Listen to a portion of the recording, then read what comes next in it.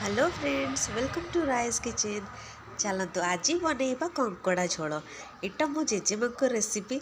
एटार मुझे डिफरेंट प्रकार बनइबी।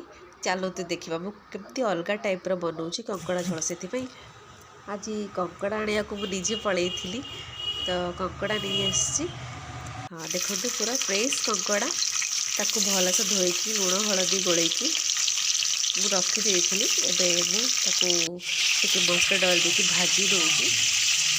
जब यार मसला मुझे प्रिपेयर करी दुईटा मसला मुझे देवी। गोटे गुंड मसला बनैबी जो गोल मरीच जीरा शुखला लंका तेजपत्र को गुंड करी। आईटा प्याज रसुण अदा टमाटर को पेस्ट बनैबी। एबे कंकड़ा सब मोर भलसे भजा हो जाए ऑयल में आउ टे सोरिष तेल ऐड करी ग्रेवी जी मत दरकार। एबे मु कौन करी दुईटा कटा टमाटो ऐड करदेवी ताकू। हाँ भलसे जमी टमाटोटा आमर मिसीज से लुण पकई दूसरी से सफ्ट हो जल्दी।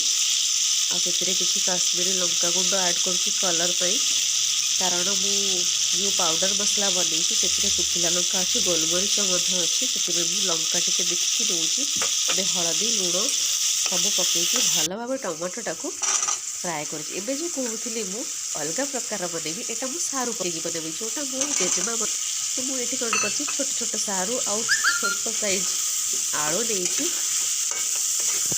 भल भाव टमाटो सागर भल से फ्राए करदेवी।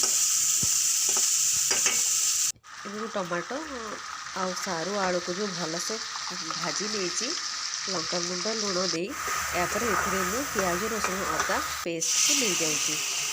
एबे सेटा को भल से मुझे कषिदेली कषिदेवा मोर जो भजा होता कंकड़ा अच्छी से गुड़ाक मुझे ऐड कर देती टे फुटापी छाड़ी से धनिया गुंड मुझे धनिया पत्र कटा आउ जो गुंड मसला बनी ताको पकई भल भाव मुझे किसी समय पर ढांकी देवी।